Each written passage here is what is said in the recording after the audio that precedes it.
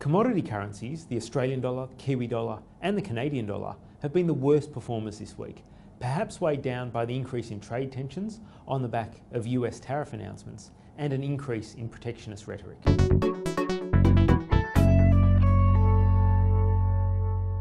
Overall, the US dollar was little changed this week as markets await next week's Federal Reserve meeting and a widely expected rate hike.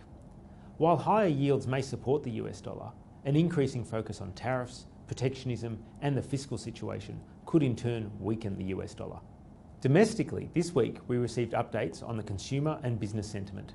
Both are in positive territory, but we are still seeing a divergence with record strength in business conditions, yet a more subdued consumer. Business conditions hit a record high in February and business confidence also remains elevated, with strong conditions now being reported across the major states. Turning to the consumer, Westpac consumer confidence printed at 103, a touch higher than February and the fourth consecutive reading above the 100 optimist and pessimist divide. However, the details showed that caution still remains present and perhaps it is the weak wages backdrop which is behind this divergence with the upbeat business confidence. We also heard speeches this week from the RBA, from Bullock, Kent and DeBell, although none of them really shifted expectations away from a very benign RBA outlook. Most of the market news came from offshore this week, with a continued focus on the Trump administration.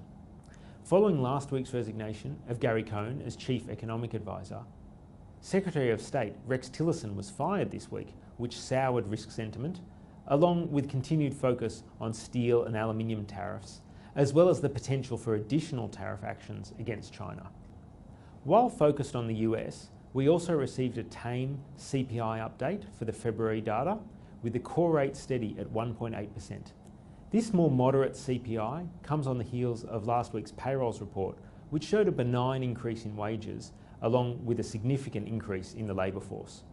Next week's Fed announcement will be the key for global markets, but this recent data suggests a lesser chance that the Fed might need to speed up the pace of their interest rate hikes. That said, with a backdrop of tax cuts, still easy financial conditions, and an upbeat US consumer, we are expecting the Fed to deliver a rate hike and a more convincing tightening signal next week. Domestically, next week the labour market will be the key release on Thursday, and we also have the RBA minutes released. Away from economic data, we expect markets to continue to focus on tariffs and protectionism. In that regards, the upcoming G20 finance ministers meeting could be important and will be watched for any further comments regarding trade. With global growth currently strong, but showing signs of cresting, if we do see a further acceleration in protectionist moves, then the Aussie dollar may weaken further.